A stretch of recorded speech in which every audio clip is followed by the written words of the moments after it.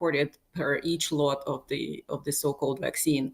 So that was very shocking to me as a pharmaceutical professional, because we know how high quality pharmaceuticals typically must be manufactured. They have to be very, very consistent.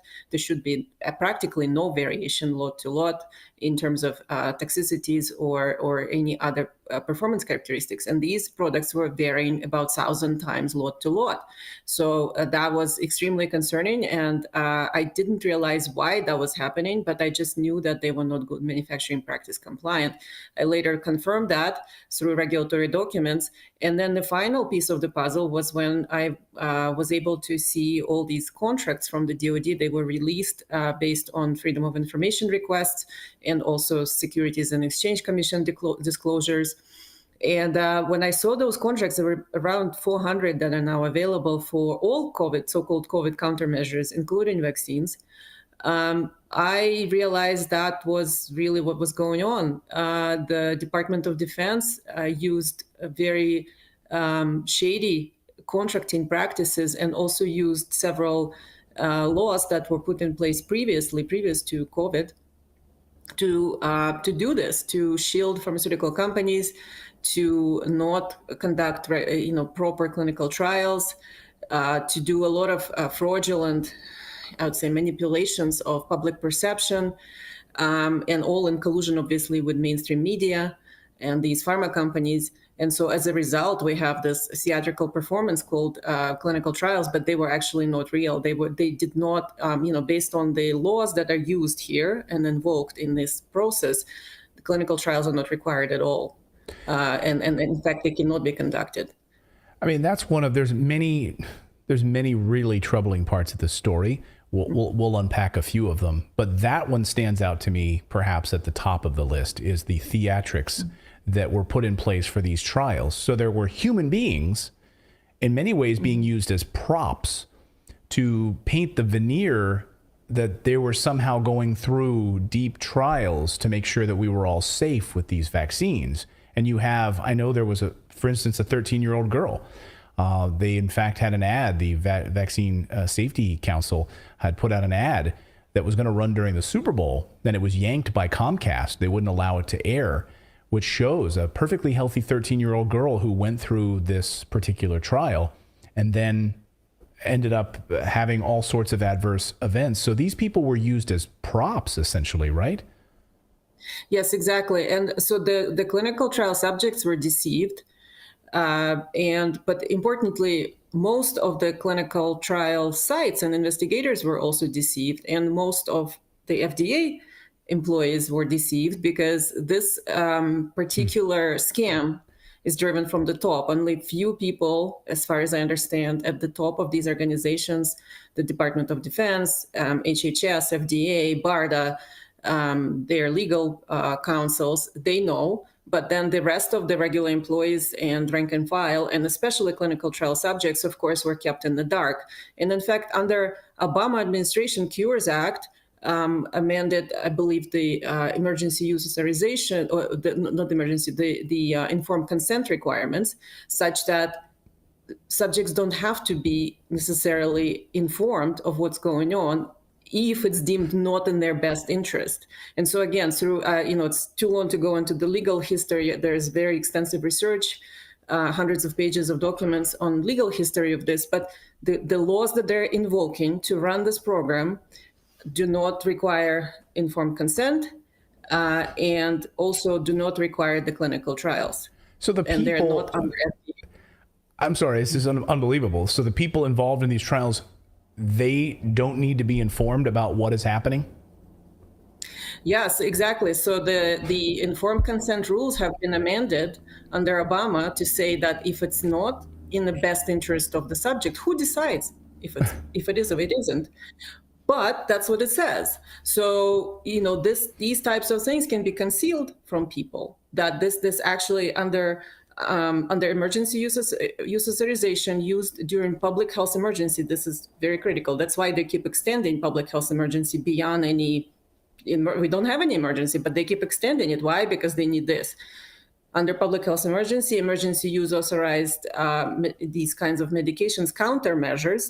That's a key word. These are not vaccines, they're countermeasures. So all these three together, they can use it this way. They don't have to inform the subjects what it is. They can use a lot of secrecy. They don't have to run clinical trials. They're not required because these products cannot be investigational products. That's what the law says. If they cannot be investigational products, then we don't have any investigation. We don't have any clinical trial subjects. So that's how they're pulling this off. So it's at the Pentagon. It's at the Department of Defense. You talked about countermeasures. And of course, I think what we all think of immediately is foreign threat, right? That this is, you're dealing with the Pentagon, right? It's supposed to protect us against foreign adversaries. So how is COVID a foreign adversary? And how is this being run through the Pentagon? That's a great question. So from the very beginning, turns out that the Trump administration and subsequently Biden administration treated this COVID as war, as an act of war, because the National Security Council is setting COVID response policy, which is National Security Council doesn't have any health department representatives, only defense and intelligence. And so National Security Council sets policy for COVID. HHS is not setting policy. HHS is not lead agency in response of it. They're managing information. So the top of the government is treating it as an act of war. And they're telling all of us, oh, it's a health event. It's a naturally evolved virus, jumped from a bat. And don't even mention, lab creation, because you'll be canceled on social media immediately and censored, right? So right from the start, we have huge deception going on. What in fact they're treating as war, they're telling people it's health event.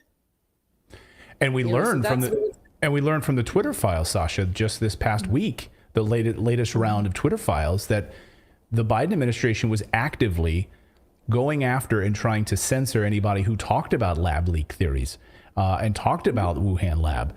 And we're going after this idea that this came out of a lab. And so they were actively trying to censor that narrative. So this was all coordinated. And we know that multiple agencies were actively, of course, going after Twitter and social media companies and trying to keep this quiet. In these documents, does your research show, just how deeply does this go? How widespread is the Pentagon's tentacles in this? Does it reach to Dr. Fauci? Does it reach to other main agencies? Well, yes. So they're all in fact coordinating this. In fact, there is. They even set up in 2013. So by the way, the pre-planning goes years, at least 2012, 2013, based on the contracts and based on the documents that I have uncovered. So for example, there is Pandemic Enterprise. It's a quasi-private, quasi-government enterprise that's been set up in 2013 that involves 10 heads of federal agencies. It's called PEMC. The abbreviation. And so 10 heads of federal agencies, including Department of Defense, HHS, FDA, NIH, Department of Agriculture, Energy, Veterans Affairs.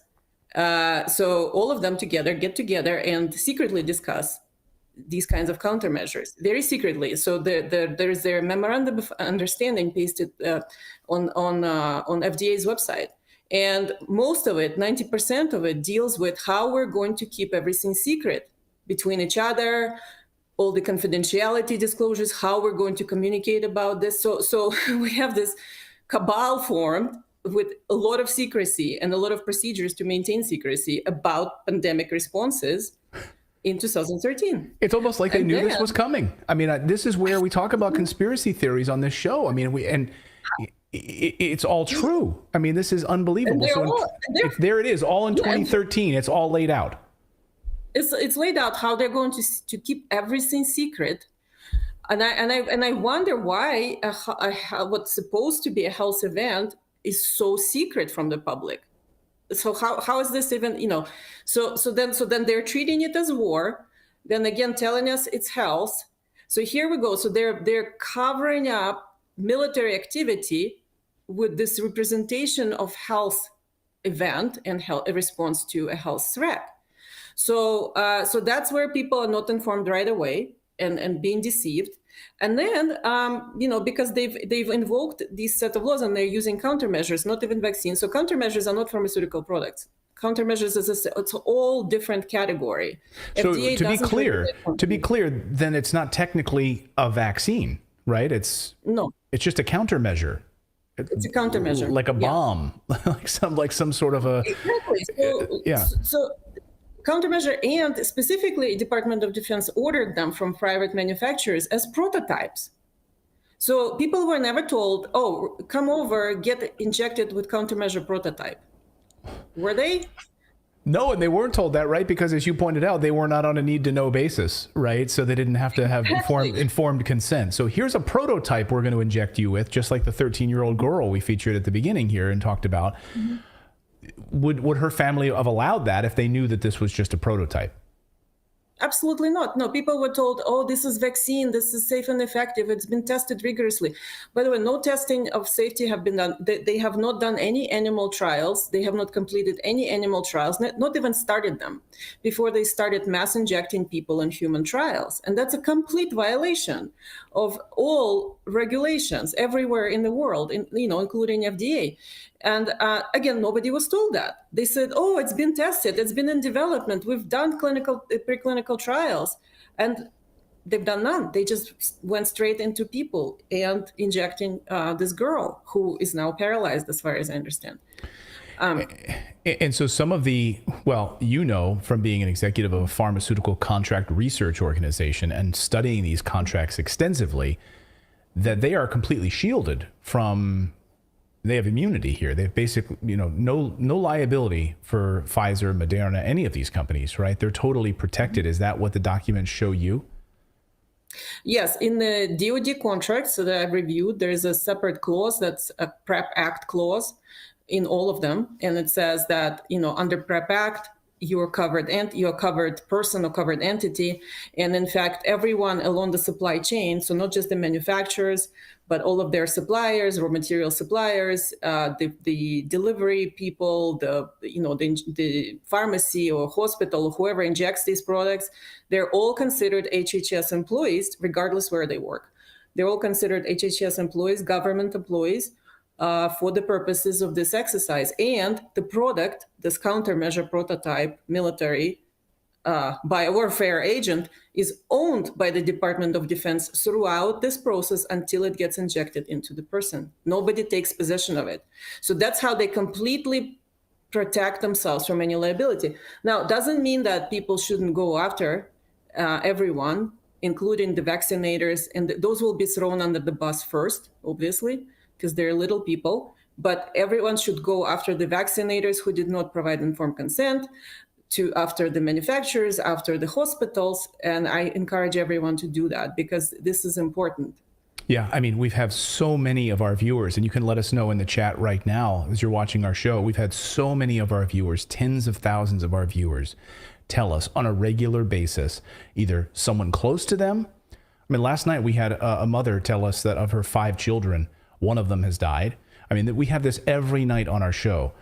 Stories of this on our show. So it's unbelievable. I'll get you out of here on this question, Sasha, which is about the future. So they planned this in 2013 as if they already knew this was coming. But it sounds like from my reading of this, they're already planning the next one. Oh yeah, they're running the script. So the next important thing that they want to do is to give up our sovereignty to WHO under the international health regulations, meaning that WHO now can announce pandemic whenever they feel like it, which they did with this one anyway. It was only 40 cases worldwide, and they decided it's a global pandemic, which is ridiculous. But now they can announce a pandemic whenever they feel like it. Maybe there's a pandemic of trees. Maybe there's a pandemic of goats. And they will come up and say, oh, it's a climate change pandemic. And everybody goes into lockdown, and our government and Biden administration specifically want to give up our national sovereignty so that whenever WHO decides that this is a pandemic, we have to go in and implement all of their ridiculous lockdown and murder protocols that they dream up, right? So that's how it's going to be. And so that's what we need to write to our congressional representatives about and protest, and to our state governments. The state governments need to say, no, we're not going to give up our sovereignty. Federal government cannot decide for us.